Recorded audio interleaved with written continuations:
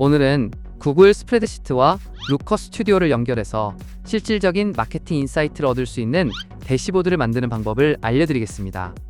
어렵게 느껴졌던 데이터 시각화, 사실 무료로 그리고 간단하게 만들 수 있습니다. 루커 스튜디오는 구글이 만든 데이터 시각화 도구입니다.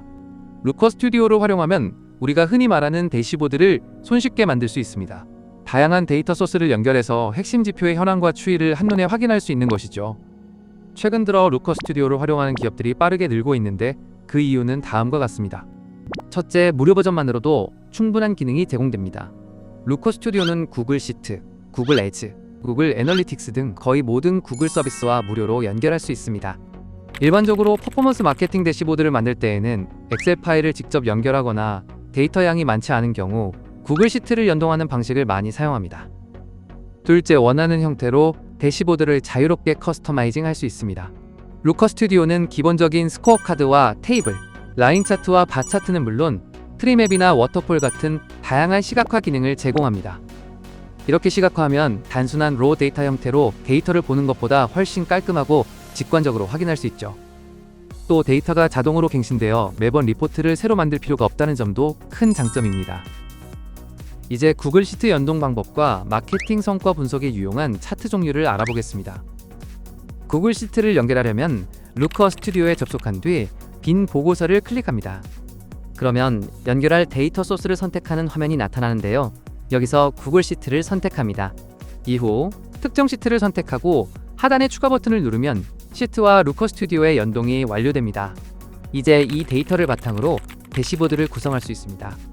자, 이제 차트를 만들어 보겠습니다. 퍼포먼스 마케팅에서 가장 자주 활용되는 차트는 스코어 카드, 바 차트, 라인 차트, 그리고 테이블 이렇게 4가지입니다. 우선 대시보드의 가장 상단에는 보통 스코어 카드를 배치합니다. 스코어 카드는 현재 지표가 어떤지를 숫자로 명확하게 보여주는 차트인데요. 예를 들어 CTR이나 CPA, 로아스 등과 같은 주요 KPI 지표를 배치하는 경우가 많습니다. 만드는 방법은 간단합니다. 상단 메뉴에서 차트 추가를 클릭하면 3가지 종류의 스코어 카드가 나옵니다. 이 중 원하는 유형을 선택해 보고서에 배치하면 자동으로 기본 지표가 표시됩니다. 이제 차트에 들어갈 데이터를 선택해 볼까요? 오른쪽의 차트 패널을 살펴보면 상단의 데이터 소스는 이미 처음에 연결한 시트로 설정되어 있을 겁니다. 따라서 기본 필드 값인 측정 기준과 특정 항목부터 설정하면 되는데요. 우선 측정 기준은 데이터를 구분하는 기준입니다.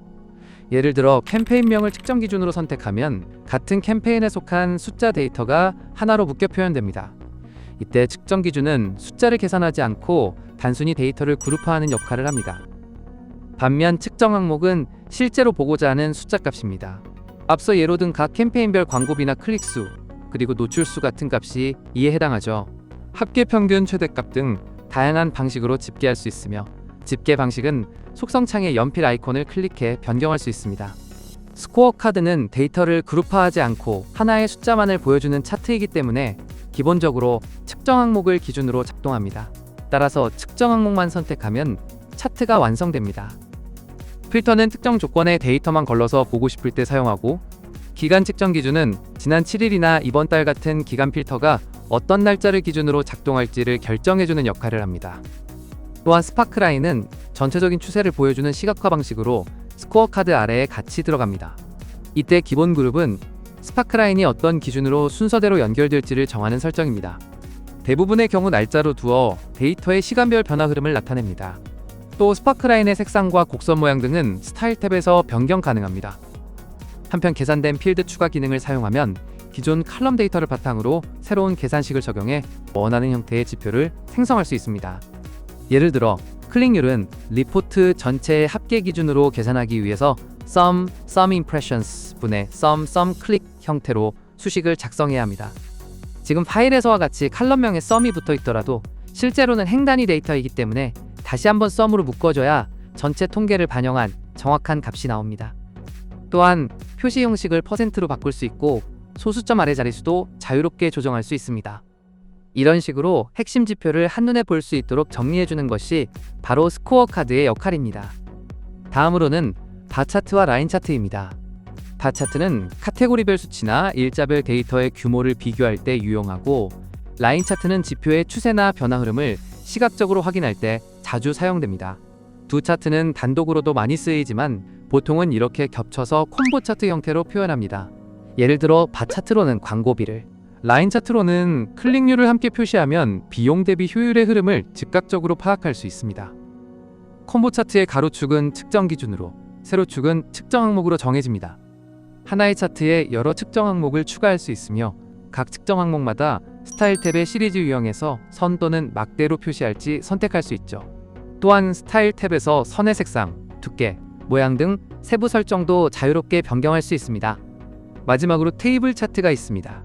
테이블은 데이터를 직관적으로 표현해 전반적인 현황을 쉽게 파악하기 좋습니다.